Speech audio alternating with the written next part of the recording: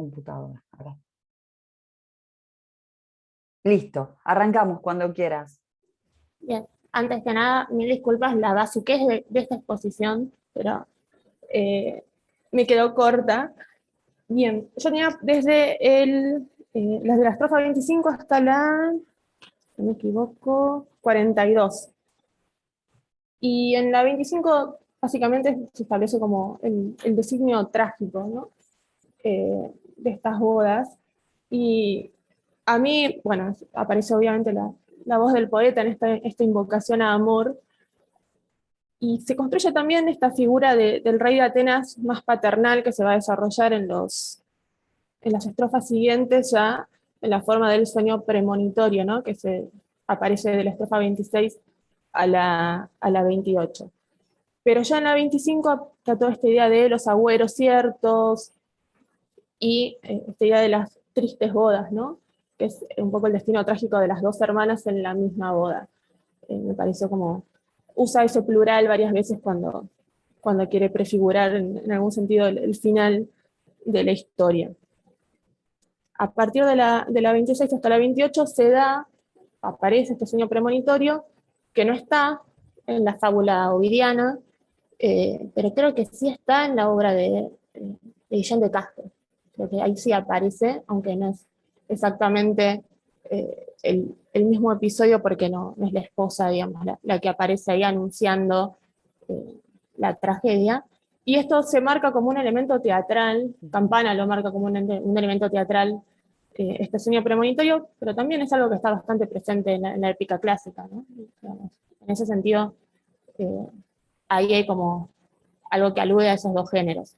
Me llamó la atención, y eso yo no lo pude chequear, pero Campana dice que el nombre de Arminda es una alusión a la pastoril, Sí, porque efectivamente no es el nombre original que aparece en la tradición clásica para la esposa del rey, para la que esposa del sería algo rey. así como Zeuxippe. Ujú. Yo no sé cómo se pronuncia el griego, así que Bueno, perdonarán eso. Bien, y en estas estrofas también hay como estos versos que tienen como un sabor así como culterano, gongorista, ¿no? En particular le da con triste voz brazos helados, ¿no? Ese paralelismo eh, conceptista es bastante fuerte, está justo a la mitad, aparte de la estrofa, y un poco condensa como toda la potencia de ese mensaje que le van a dar a Pandión en este sueño, ¿no?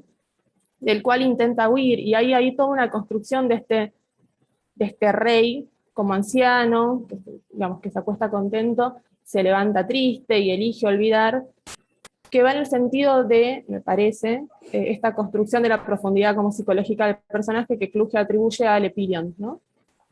A diferencia de la épica más clásica. Ya en la estrofa 27, me gustó bastante este juego, ¿no? Con nombra, ¿no? Esta anáfora, ¿no? Ella otra vez con triste voz le nombra y con amores trágicos le afrenta, últimamente más feroz, se nombra, ¿no? Esta insistencia que pasa de invocarlo a él rey directamente a aludir, digamos, a su propia potencia trágica de esposa difunta, ¿no? Al nombrarse a sí misma y con ello llamar la atención del rey, que efectivamente termina escuchándola. Nuevamente en la estrofa 28 ya, la, el devenir trágico, digamos, se le anuncia así bien explícitamente, y se marca o se refuerza con ese hipérbaton, ¿no? Que está también en la línea cuarta, ¿no? Tragedia de tus hijas lastimosa, eh, que también es señalado ahí como un rasgo gongorista o cultural. Lo mismo que el final, el remate de esa estrofa, de el sueño sale por la córnea puerta. Que son todos elementos que Marín, si no me equivoco, señala como eh, especie de tributos de Lope a Góngora. sí. Hay el Ujú. artículo ese está subido, el de Diego Marín, que no me acuerdo si lo subí o no. No, Es un pero lo puedo subir. artículo en donde hace eso, en realidad. Se fija de qué manera en la Filomena resuena la voz de Góngora. Entonces hay también toda una lista de palabras, de rimas, de lugares en Sí, a donde mí de ese artículo lo que me llama la atención, pues yo no conozco mucho Góngora, es que hay una serie de cosas que son como muy subjetivas, ¿no? sí, Resuena góngorismo, pero ¿y dónde está esto? claro, Es como, te sí. pasa, yo me volví loca porque no conozco nada buscándolo, era como, pero bueno, hay cosas como esto, ¿no? De los paralelismos conceptuales o ese tipo de cosas que son bastante útiles, pero Lo si que yo tengo permiso de edición lo pasa, subo. lo que pasa con el artículo de Diego Marín es que es un poco lo que pasa, lo que ha pasado con la tradición, la escasa tradición crítica sobre el poema, ¿no? Que se lo leía siempre desde Góngora, digamos. Entonces, claro, todo era Góngora, ¿no? O sea, como que Ujú. el modelo es Góngora y entonces la manera es ver cómo el poema responde a ese modelo de Góngora. Me parece que el problema de Marín es ese, es como una cuestión de época de la crítica que trabajó así, que trabajó así la Filomena. O sea, es útil en tanto hace una especie de tabulación, ¿viste? Entonces te dice, acá está esto, esto, esto, esto, pero en realidad también lo que hay que pensar es que es como un lenguaje, es un discurso que ya está impregnando todo el sistema poético de la década.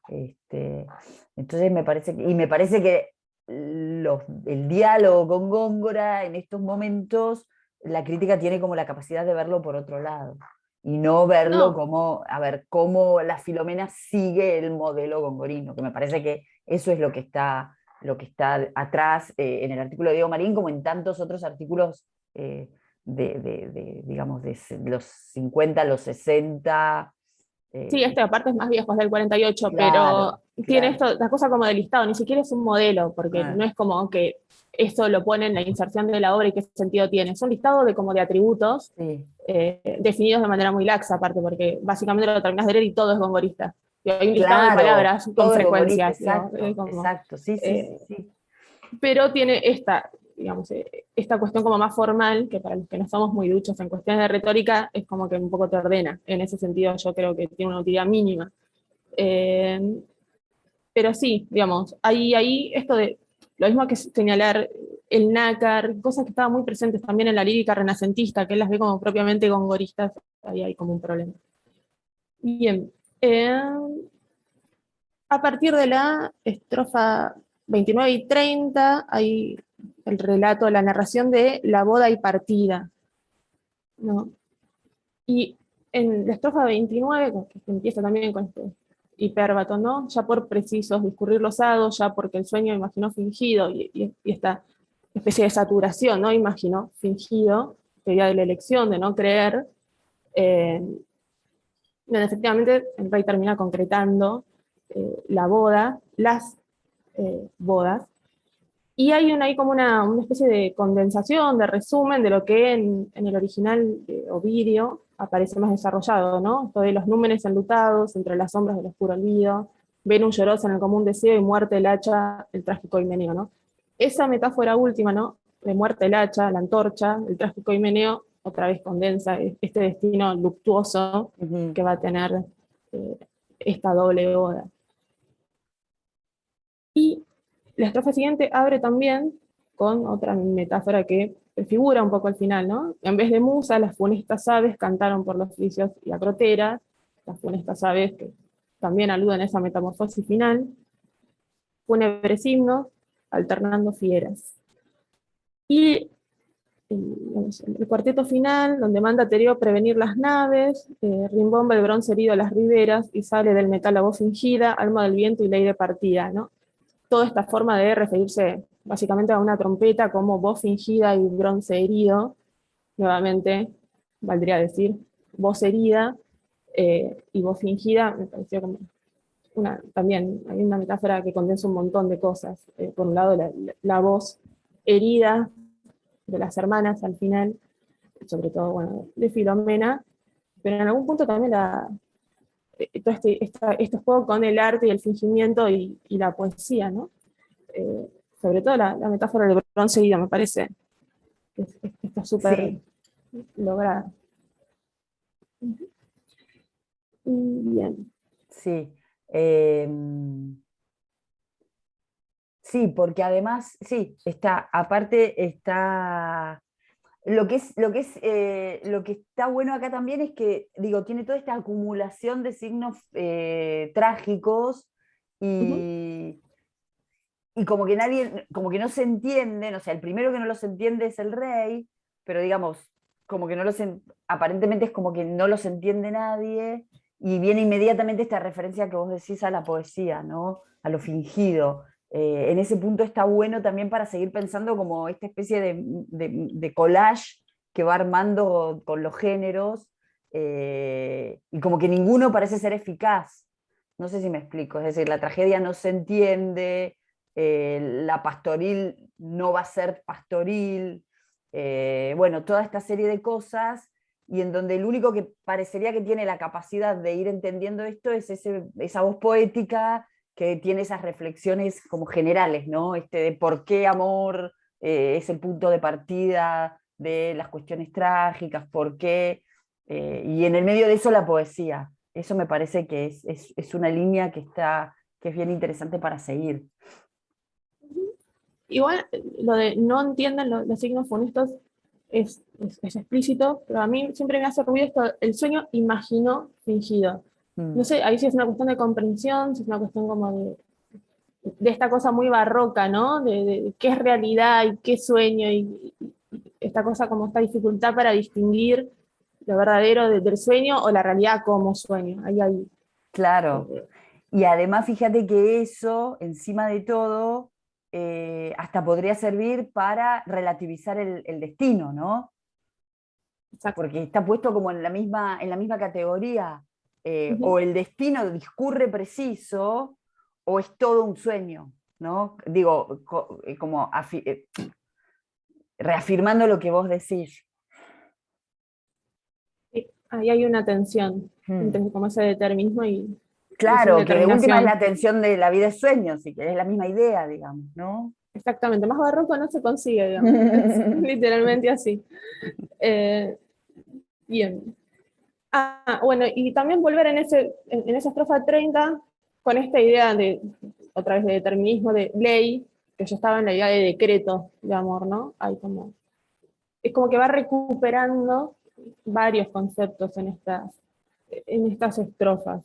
Uno de ellos es la estrofa 31, donde se habla de despedida, ¿no? De Pandión y Progne, y la partida, ¿no? Y también, bueno, de Progne y Filomena. Esta idea de las lágrimas, ¿no? Eh, Primero, bueno, está este políptotón, ¿no? Con tierra y destierra, este juego así de conceptos de lo que significa la separación eh, entre Panteón y Procne.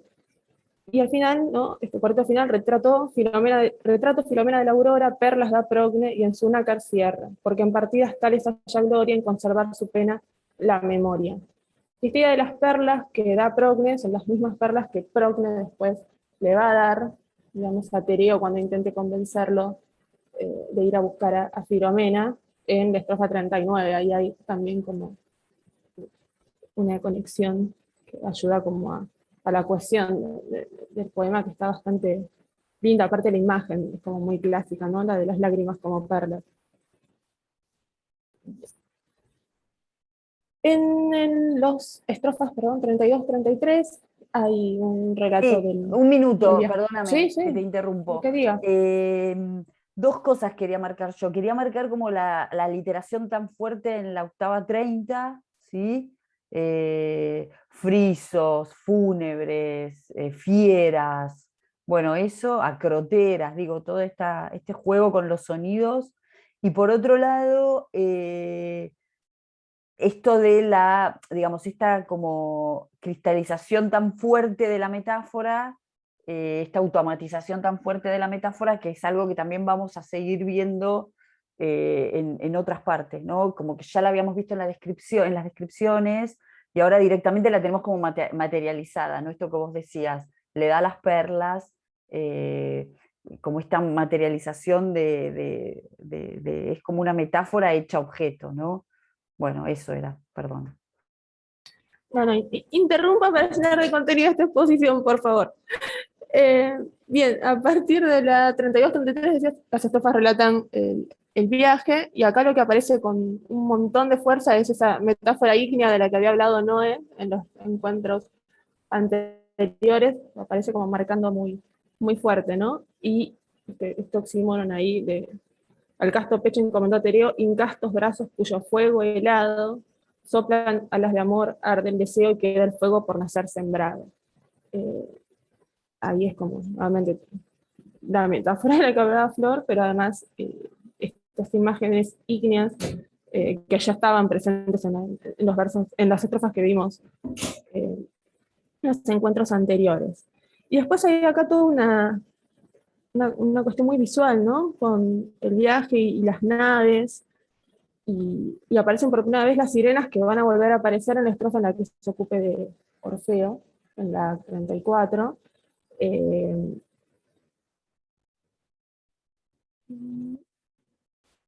En la 33 en particular aparece de nuevo una digresión, estas así como más conceptuosas, y nuevamente me parece que va en el sentido de este engaño de los sentidos, de la tierra que parece que se alarga, en perspectiva muestra a las personas y con saber su error se maravilla de ver siempre correr la firme orilla. Yo supongo que debo estar salteando un montón de elementos, pero esas son las dos cosas que me llamaron bastante la atención de estas dos estrofas. No, acá lo importante es la construcción del mar como espacio Ujú. mitológico, ¿no? Que adelanta Ujú. un poco ese espacio mitológico futuro, eh, y que va a ser un espacio complejo el mar, a lo largo de todo el poema. O sea, va a ser un espacio que va a tener mucha funcionalidad argumental, pero también va a ser un espacio que va a dar como el componente mitológico fuerte, va a ser el espacio en donde se va a tirar después Silvio, o sea, el mar va a ser un espacio de significado fundamental, y bueno, y acá arranca, ¿no? Eh, Eso. Porque aparte hay como una acumulación un poco exagerada, digamos. de- De elementos náuticos. Sí, aparte hay un vocabulario náuticos náutico. y mitológicos del mar, ¿no? Hay como una mezcla Sí, entre, digamos, los habitantes mitológicos más los elementos náuticos. sí, que eso se continúa, bueno, sobre todo lo de los habitantes mitológicos, es como que lo recupera como todo ese entorno para la estrofa 34, ¿no? Donde vuelve sobre Orfeo. Eh, y sí, ahí efectivamente el espacio mitológico es más explícito y ocupa toda la estrofa, ¿no? Esta descripción de Tracia como un poco la tierra de Tereo, perdón, de Orfeo. De Orfeo. Ahí fíjense Ujú. que les mandé, les subí el artículo ese que les decía de Sánchez Jiménez sobre esta especie de confusión acerca de la patria de Orfeo y qué significa en la Filomena, pero también qué significa en el Orfeo y en la Circe, me parece. Ay, no me acuerdo. Bueno, en en esas tres fábulas mitológicas. Ese artículo está subido. Es un artículo de Janus de 2021. Bien, y acá, bueno, además de dar como estas especies de locaciones, ¿no? Del estrimón, digamos, que son alusiones míticas a este espacio geográfico, hay ahí también como una alusión un poco más trágica y más, si se quiere, un poco más patética a la muerte de Orfeo, ¿no? Antes, si no me equivoco, en la primera parte habla de Orfeo y de su tumba cristalina, y acá directamente es sirenas de sus aguas en su cabeza, ¿no? Es como la alusión a la muerte es como más explícita, más sangrienta en algún punto. Eh, la estrofa 35, digamos, es súper lírica, ¿no? Y es la que hace alusión al paso del tiempo, esos 5 años que transcurren, con esas dos alusiones a los signos del zodíaco, ¿no? Del frigio Perosino en su tesoro, un lustro alegre, para hablar de Aries, y vio en sus estrellas el pez de plata 5 veces, para referirse a Pisces. Parece que nuevamente, es metáfora, pero es súper como lírica esta estrofa y bien estética, en el sentido de que no hace necesariamente redunda como en un concepto sin hacer avanzar necesariamente la narración. Y ya en las estrofas 36 y 37. Sí, perdón, Sí, perdón. sí, sí. No, el pareado ese de la octava, fíjense la Ujú. rima, que está buena porque es Dicha, dicha. desdicha y dicha, ¿no? Ujú. Es como, era eso solo. Sí, que es lo que después hace con tierra y destierra, lo que hizo antes, ¿no? Hay ahí esos juegos recurrentes. Decía que de la 36 a la 37 se relata el nacimiento de Itis y, eh, bueno, esa forma tan linda de decir sin anteros nace Itis, ¿no? Entonces, nace sin hermano. Eh, esta como descripción del matrimonio, ¿sí? Bien familiar. Insisto, hay mucho de eso que me hace acordar el texto de Kluge, ¿no? De cómo el Epilión retoma estas descripciones más psicológicas, se puede decir sin anacronismo. Y se introduce acá la fama, que no es parte como del mito ovidiano, o como lo transmite la tradición, eh, como parte, digamos, de lo que mueve al personaje de Procne a querer ver a la hermana, ¿no? Y bueno, esta caracterización eh, de la fama, esa, esa alegoría así como un poco ambigua, ¿no? La fama que las mismas cosas que hace deshace como el tiempo, del mar Jonio vuela el Bósforo tracio dirigente, Mercurio en lengua y alas eminente.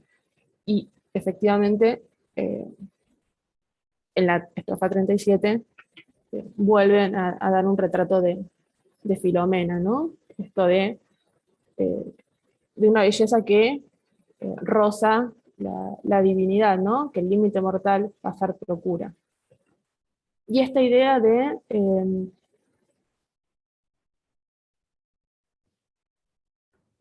amor filial, que está mirando en cuál es el verso que hace, en la estrofa 39, donde muestra como, o vuelve sobre esta especie de ambigüedad, ¿no? Que hay en las relaciones filiales. Pero a eso voy. Cuando me ocupe de la 39. Bien, de Y la acá treinta y hago ocho condición. de la 38 a la 41, lo que se introduce es el diálogo, ¿no? Entre Procne y Tereo, que Campana también lo marca como un recurso dramático, eh, justamente haciendo alusión a estas aportaciones de Lope desde el género en el que sería como más fuerte o más reconocido. Y en eh, en ese diálogo se construye a Tereo como esa figura ambigua que también veníamos viendo en las cosas que ya analizamos, ¿no? Eh, esta figura como de robustos brazos, que también, digamos, hace alusión a esa construcción de Tereo como bárbaro, que aparece en otro lado del poema, pero a la vez capaz de conmoverse con las lágrimas de Procne, ¿no?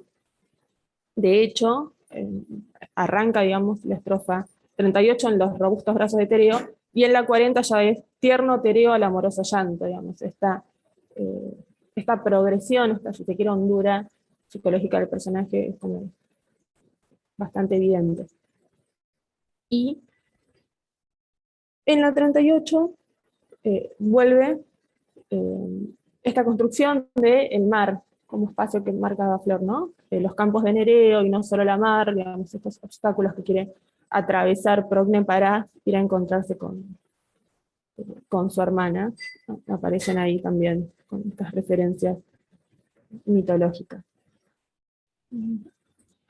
Y esta imagen, ¿no? Súper bonita al final, ¿no? Con abrazado amor, plantas de nieve, es como, también que se lo marca ahí como un recurso gongorista, pero es súper digno de notar porque es nuevamente bien lírico. En la 39, en la estrofa 39, esto que mencionaba recién, ¿no? Condición de nuestra sangre extraña, debiendo ser los efectos propia, lejos nos solicita y acompaña, y cerca nos parece cosa impropia. Nuevamente toda la ambigüedad de esos vínculos, eh, con esa literación, ¿no? De propia, impropia. Y esto que mencionaba antes, el pecho de su esposo en perlas baña, de la misma forma, o en cierta continuidad con las lágrimas que Filomena le había entregado en forma de perlas a Procne a su partida. Bien, esta idea de la persuasión, también al final, ¿no?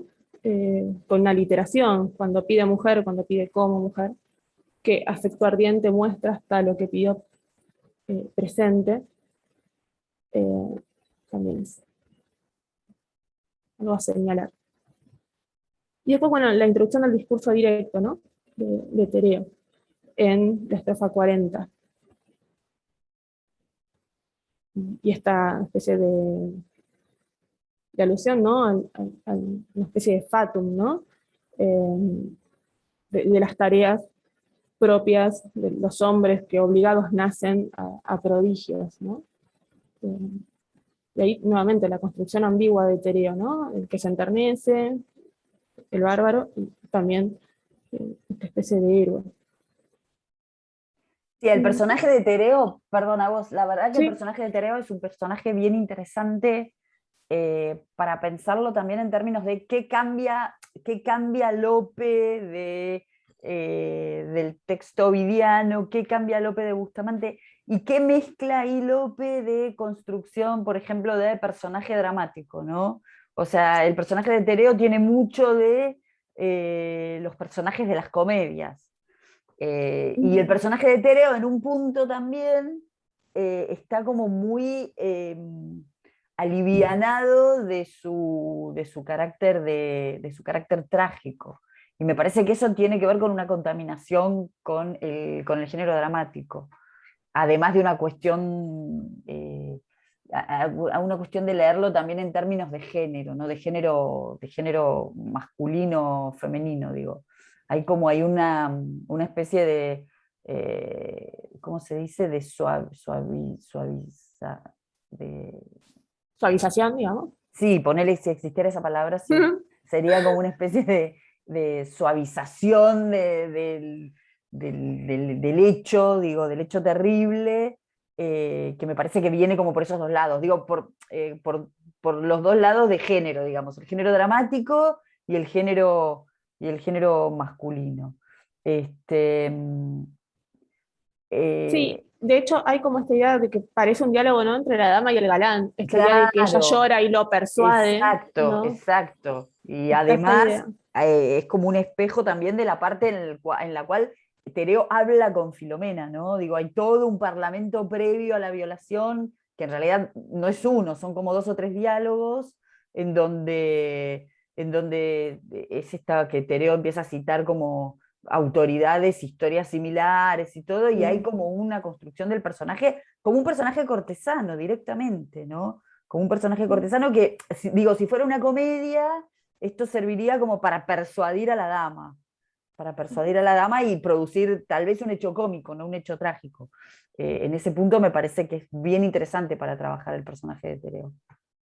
Sí, a mí o sea, además de esa lectura, yo me quedé con eso de estos dos como vertientes del Epilion barroco, ¿no? El más moral, que por ahí sí tiene que plantearse como, o hacer explícitas las opciones morales del personaje y las dubitaciones, y eso también está como presente acá y no está obviamente en la fábula de Ovidio, ni perdón, en el mito de Ovidio, ni en las producciones de Bustamante, que eso está como en el anexo de Campana, yo lo busqué y tampoco vi como todas estas digresiones, estos diálogos, estos cuestionamientos, es como, tienen una nota hondura los personajes, por decirlo de alguna manera.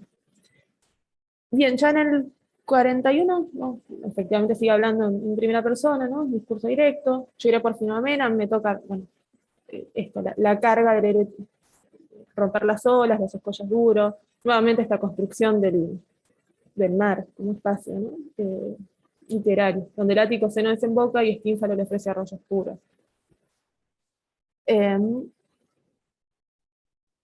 Y al final, ¿no? De esta estrofa, estas digresiones, ¿no? Los cuidados que en ella están seguros, no sé si es una digresión, pero es una reflexión así como un poco más sentenciosa, pero en la ausencia juzga amando poca, los cuidados que en ella están seguros no son de amor, que amor cuanto ama teme, por más que quien se va en amar se extreme, ¿no? Y acá está otra vez la voz del poeta.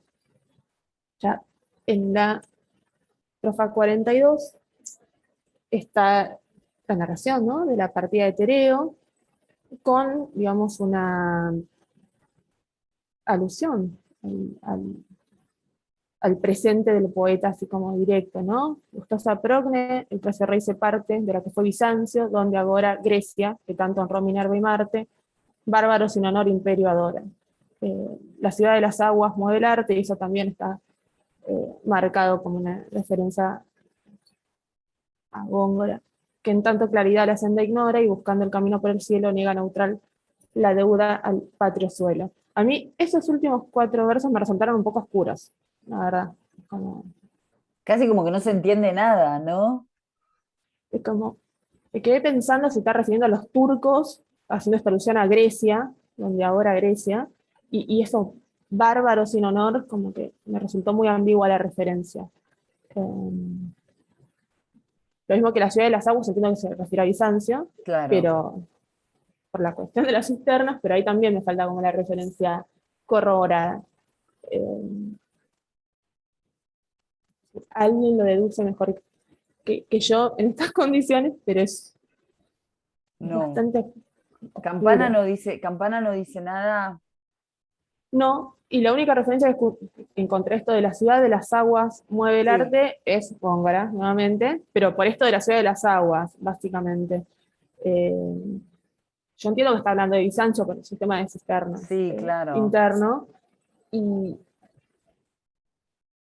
nuevamente esta idea de los bárbaros, eh, sin honor imperio adora, me parece que sí, está hablando de los turcos, lo mismo que la claridad, ahí está hablando de una cuestión religiosa, pero Hmm. no, yo lo marqué como una digresión en este sentido, pero no, la Y verdad es que no estoy niega segura. neutral la deuda al patrio suelo. Ese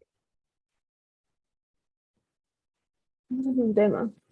Yo entiendo que la deuda es como a este pasado glorioso y no bárbaro, pero ahí también, como no encontré, digamos, ninguna referencia que aclare esto. Obviamente ediciones críticas no hay, pero digo, No, ninguno de los claro. artículos hacía como paraba con esto, y no encontré ninguna referencia como en otro autor contemporáneo. Estuve mirando lo de Guillén de Castro y la verdad es que no No, estaba. ahí no. Que en tanta claridad la senda ignora. Eso parece un poco que Fray Luis también, ¿no? Algo. En que en tanta claridad ese verso. Y buscando camino por el cielo, pero no mucho más que eso. A mí es como toda una cuarteta que refiere a esta idea de que son paganos, o sea, de que son, sí, Sí, herejes. sí, claro, Por eso es una alusión a los turcos, pero básicamente. tampoco tiene mucho sentido ahí porque no es el modo del texto, ¿no? Cosas que viene, para mí por eso es una digresión, ¿no? Por eso, donde ahora Grecia, Sí, claro, sí, bárbaro sin sí. honor, imperio adora, y sigue como Eh, ahí. Sí, Es la ciudad como, de las aguas mueve el arte, entonces. Sí, sí, sí, se podría pensar así. Bueno, habría que seguir buscando. Vamos a seguir buscando a ver si encontramos algo. Yo acá busqué en las notas que te mandó Flor Sí, Antonio. que mandó Antonio. Si quieren les leo lo que dice el Word en la nota. sí, Dale. Bueno, en el verso, bueno, de 330 al 332, bueno, señala Bizancio, dice Bizancio, la antigua ciudad de Bizancio, bueno, en fin. En Tracia se encuentra en época de Lope bajo el dominio otomano, imperio bárbaro que acata sin honor, en contraste con su anterior excelencia en letras y armas, que sería Minerva, en la alusión a Sí, Minerva y Marte. y Marte. Después en el verso 333 anota, ciudad de las aguas, metafóricamente la flota. El arte, esto destacado, el arte que hace que permita moverse es el de la navegación. Y en los versos 334 y 335 anota, paradójicamente no se puede encontrar camino en las claras aguas, por lo que hay que orientarse usando el cielo, ya sea la posición del sol, ya las estrellas. Y para neutral, en el 336, anota, citando al diccionario de autoridades, indiferente, o sea, le da ese significado. La flota se muestra indiferente a la deuda que tiene al suelo patrio, pues se aleja de él. Eso es lo que anota Antonio. No Está sé si bien. nos ha demasiado, pero No, No, pero tiene re sentido lo de la ciudad de las aguas como la flota. Ahí todo tiene otro sentido.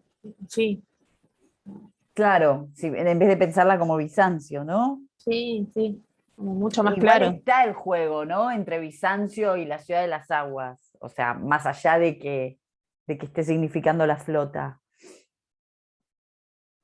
Sí, bueno, es el juego poético, pero ahí o sea, se ayuda a entender mejor esto de la tanta claridad, la senda ignora buscando el camino por el cielo. Ahí es como bien Ahí sí, lineal. como que miran ahí, no, claro, sí, yo me iba con Fray Luis, pero no, claro, está ahí. Sí, sí, y se entiende, se explica mejor el último verso y todo. lo que pasa es que la palabra senda es luisiana. Re, claro. Y la claridad, o sea, es como clara, escondida, es como que está Nos ahí. ponemos místicos con muy poco también. Bueno, sigamos. Y este era el último, si no me equivoco, el 42 que tenemos para hoy. Sí, era el 42. Entonces, no, bueno, nada, bien, muchas gracias. Me parece que de de este fragmento lo que hay que ver es bien cómo se va, esto que decía yo hace un rato, ¿no? Y que marcó Agos, cómo se va planteando esa especie de collage de, de- de- de géneros, ¿no? De líneas poéticas, de la tragedia, la bucólica, la fábula mitológica, como que se despliega todo a medida que se va contando la historia. Y bueno, y eso me parece, y como cada uno de estos géneros poéticos está como mostrando sus elementos, ¿no? Ya sea en la descripción de los personajes, en la descripción de los espacios. eh, Eso me parece que por un lado está claro, y por otro lado el tema de, bueno, cómo funciona este yo poético frente a esa materia que está organizando o que está presentando, ¿no? Es un yo poético que en un punto lo que está haciendo es presentándola y guiando de alguna manera con su voz determinados modos o de interpretación o de comprensión de la historia, frente a los personajes que en un punto parecerían no estar comprendiéndola. Me parece que eso es lo importante de este fragmento. Eh, como núcleos, digamos, independientes, por llamarlos de alguna manera, yo destaco el sueño, ¿sí? Eso es una buena línea para trabajar, ver qué pasa con el sueño. Y bueno, y por otro lado, la construcción del espacio marítimo. Me parece que son dos cosas que después aparte van a ser como significativas en lo que sigue, ¿no? El sueño no tanto porque se va a repetir un sueño, pero sí porque va a tener como toda una significación a lo largo de toda la historia. Y por otro lado, bueno, pensar esto, ¿qué pasa con los personajes masculinos? Qué pasa con el personaje de Tereo? Que es un poco lo que decía Agos y que estuvimos viendo, pero también qué pasa con el personaje de Pandión, ¿no? O sea, Pandión es un personaje que esto de interpreta todo mal, todo el tiempo interpreta mal, deja irse a Filomena, o sea, los dos momentos que tiene de decisión son dos momentos errados. Insisto, que esto en una comedia podría producir núcleos cómicos, digamos, ¿no? Para pensar en la construcción del personaje. Claro, porque es rey, es viejo, pero no es sabio en algún No, punto. para nada. Como que Pensá que tiene esa además, acumulación. claro, y ni siquiera puede, al principio de todo, ni siquiera puede vencer él a sus enemigos. Necesita la ayuda de Tereo. Y a partir de ahí viene todo desencadenado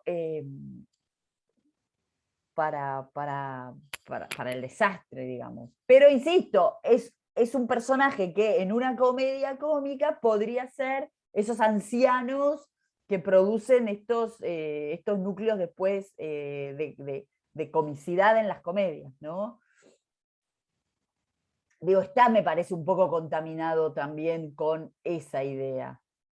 O sea, no digo que acá sea un personaje cómico, ni mucho menos.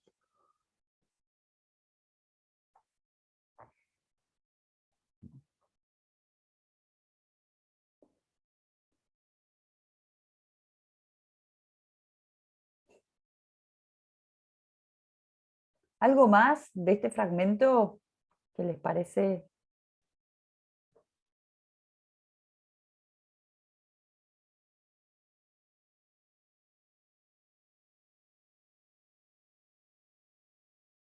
Yo lo que marqué como una cosa que en realidad es obvia, pero quizás se podría ir mirando, es algo que Agos señaló, ¿no? Esto de que Tereo habla mediante el discurso directo, pero los deseos de Progne están todos en discurso indirecto, los presenta el yo lírico. Entonces, esto Agos lo mencionó, pero me parece algo que es interesante puntualizar. ¿Quiénes hablan?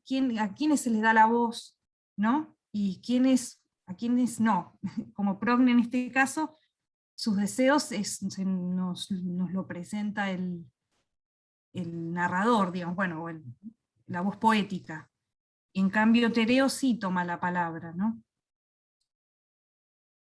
Sí, está bueno eso para pensar. Sí, yo no me había dado cuenta de eso, pero sí.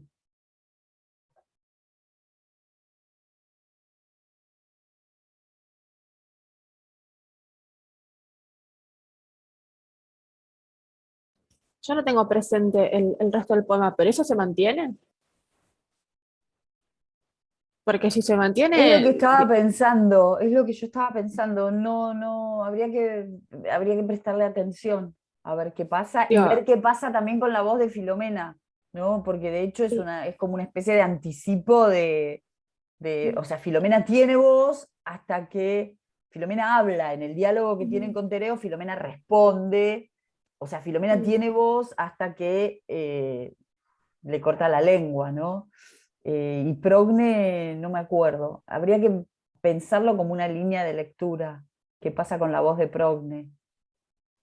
no, y con esta asimilación entre el poeta y estos personajes femeninos, ¿no? Y Filomena, porque eso también es como, sería un elemento de cohesión con la segunda parte del poema. Claro, porque aparte, o sea, viste que esta identificación del poeta con Filomena está desde el principio, en esa especie de dedicatoria, en esas primeras octavas, está esta especie de fusión entre la voz del poeta, la voz de Filomena y la voz de Doña Leonor.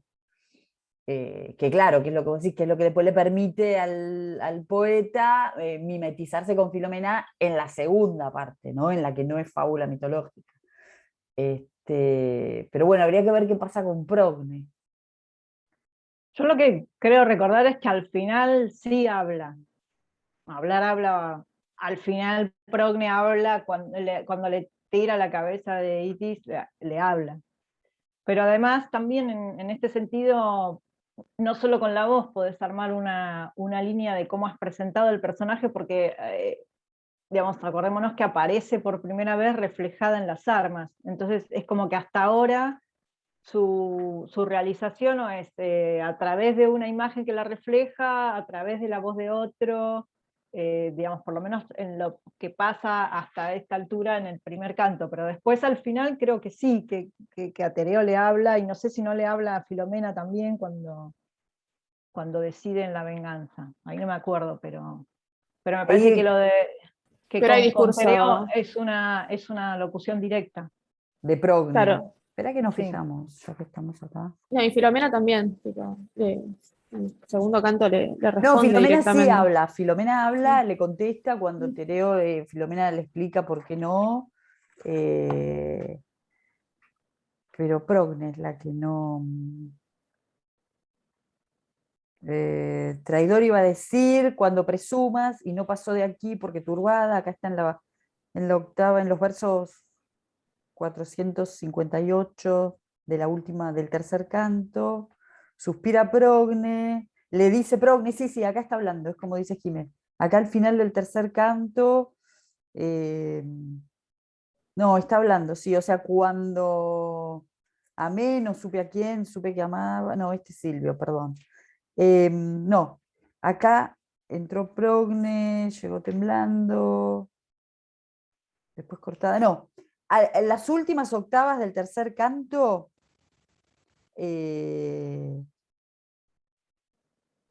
Progne habla, tiene voz. ¿Qué dudas conocer, bárbaro ateo? Le dice Progne al que en tus venas anda. Sí, sí. Cuando se produce todo el episodio con Itis, como dice Jime, Progne habla. Esto es interesante también, ¿no? Porque como que Progne recupera la voz de Filomena. Filomena no puede hablar y habla Progne. O sea, está bueno. Esto es una buena línea de lectura, pensar por dónde van las voces. Me parece interesante.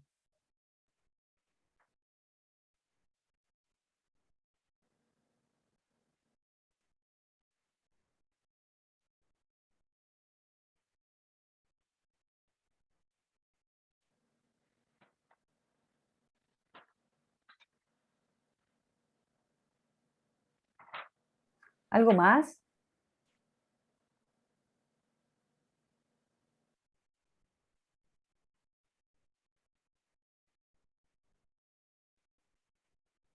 Bueno, si les parece, vemos entonces la próxima. Entonces, Mariana, ¿preparás vos?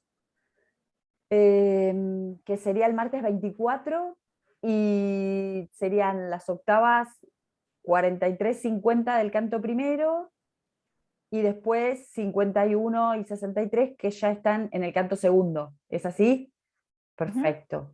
Y las que te tocarían a vos, Jan, después son para el martes 7 de septiembre, sería del canto segundo, las octavas 64 a la 93.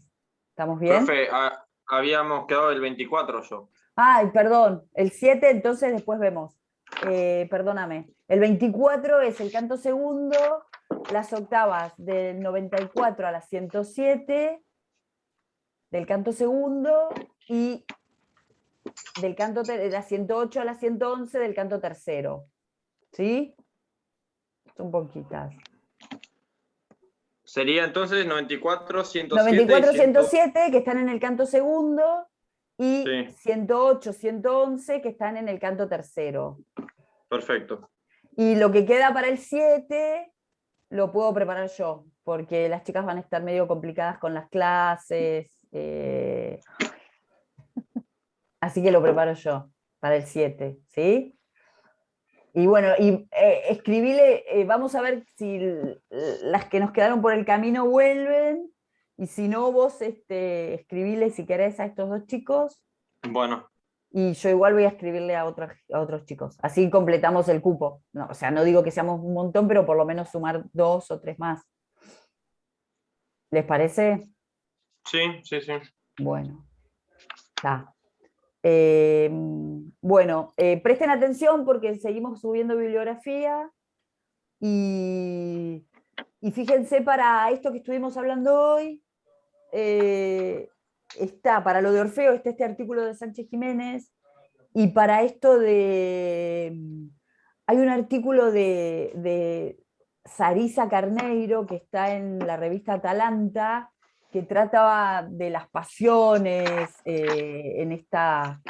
cómo está manejada la historia de Filomena a partir de las pasiones. Entonces lo que dice es que está como, algunas cosas están atenuadas, siguiendo una especie de protocolo de las pasiones, como que es un texto dirigido a un público femenino, entonces hay un montón de cosas que están como atenuadas, y me parece que eso puede servir para pensar el personaje de Tereo también.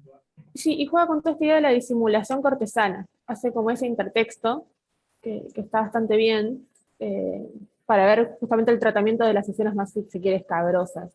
Como deja al imaginario, digamos, del lector reponer eso y nada, cómo lo conecta con esta idea del disimulo y de las pasiones frías y de las pasiones cálidas del barroco. Está bastante bien el Exacto, artículo. está bueno el artículo, sí, está muy bueno.